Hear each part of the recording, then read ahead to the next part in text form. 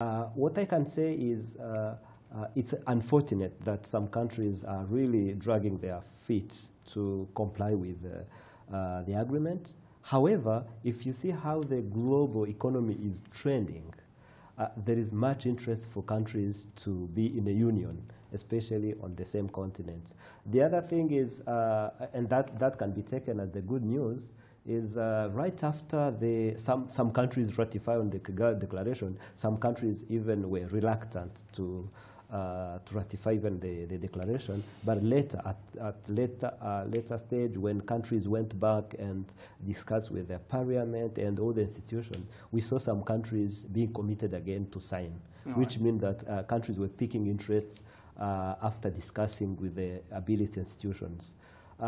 Maybe the worry is how long it will take for the countries to implement. Definitely. How long it will take for the countries to start deducting those taxes and pay their contribution. That is still a question mark. But we can relate to the normal governance of African countries. You know, we know so much imperfections in terms of their dues, even international debts. There are so many countries which they get money, but they never pay back. You know, here we can refer to so many international reports rating countries on their debt status.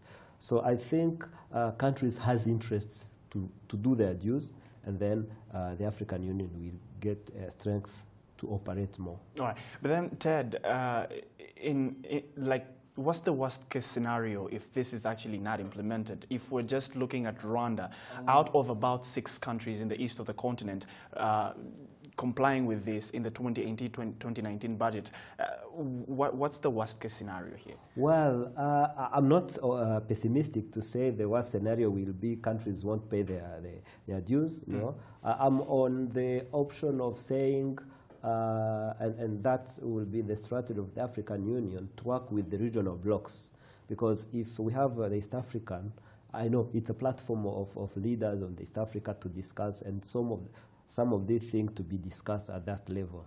And I think Kenya has shown interest to also follow what Rwanda has done. Tanzania is still slow, but Uganda has always expressed the wish, but they never fulfill their commitment. I think on that level of interest and benefit, everyone agrees on it. But the issue is how do they convert their wish to the real action? And this goes with, I think, the other part of African Union reform itself. Where countries don't fulfill their obligation.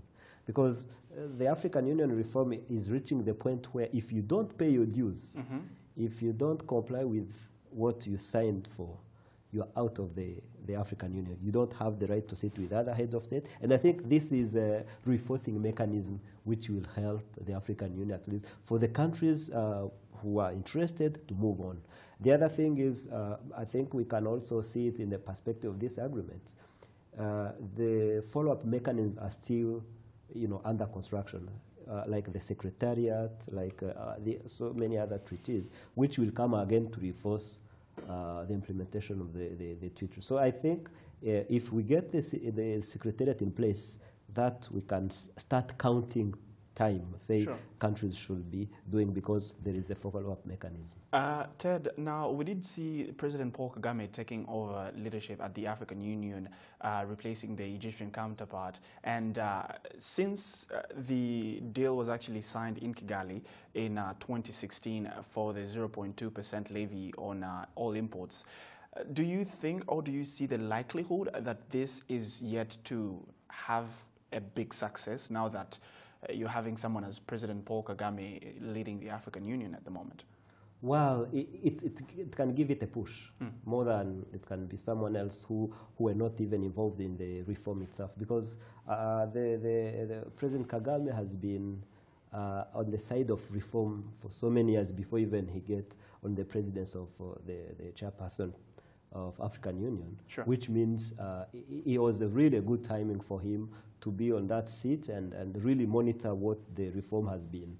The other thing is, we know it's an annual rotation, so next year we'll have someone else in the on the seat. But what is true is that there is a team in charge of like thinking, negotiating, and contacting different partners. It's very important. And this treaty will have its own secretariat.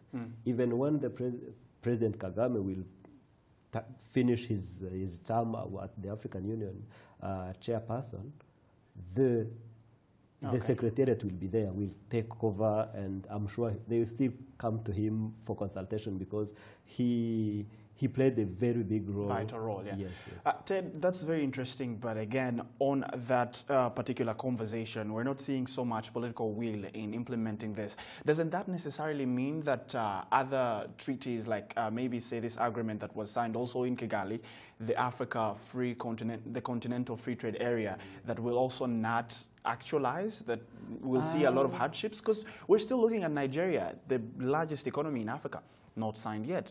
So if we're seeing such a reluctancy in complying or even coming to terms as African Union on such an agreement like the levy, the Kigali Declaration, how much will it take for the Africa Continental Free Trade Area to actually be implemented?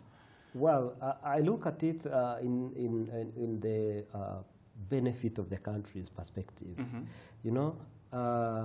If you see how the treaties are made and the market, the market share, the size of the markets, countries has a lot of opportunity in the treaties than not being under the treaties. So meaning, though some countries can pretend to be big economies, but if they're in the union, they will be 50 times more bigger than they are today. All right. So, which means they have benefits.